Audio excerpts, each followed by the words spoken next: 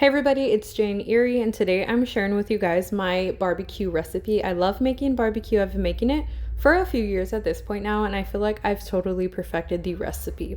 So I'm starting off with ribs. I cut it in half just to make it fit into the pan easier, and some chicken thighs. I'm also going to be doing chicken legs.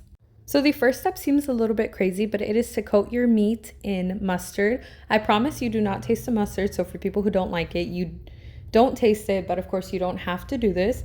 And it just helps the seasoning stick a little bit better. So I made a mixture of the seasonings on the side, and then I added them all over the back of the meat, and then I'm going to flip it over and add it to the front. And I like to let it marinate overnight just to make sure the seasoning gets completely covered.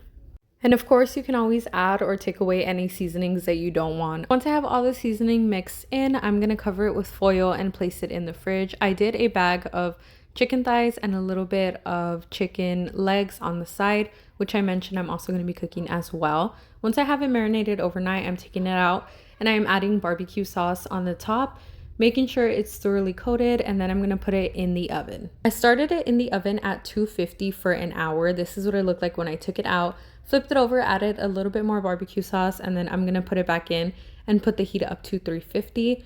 Then I'm going to be turning it every hour, making sure it gets all the juices coated everywhere. And this cooked in total for almost 4 hours. I just slice it and check that the meat is cooked thoroughly and make sure that it's falling off the bone. Then I added barbecue sauce and I put it to broil for about 5 or 6 minutes towards the end to get it nice and crispy on the outside. As I mentioned, I slice it through and then I check the meat. You can also check with an internal thermometer, which I actually don't have. But once you feel like it's cooked enough, I took out the chicken thighs and then I'm going to add the other meats that I am cooking as well. As you can see, it has so many nice juices on the bottom, which we're going to use later to dip the meat in. It comes out so good.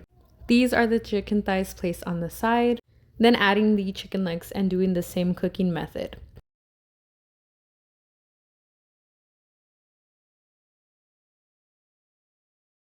And coating it in the juices that are on the bottom to make sure it gets maximum flavor. As I mentioned, this is something that I've been cooking for years. I love to cook it on the side with mashed potatoes, some type of potato, and some Hawaiian bread. It just comes out so good.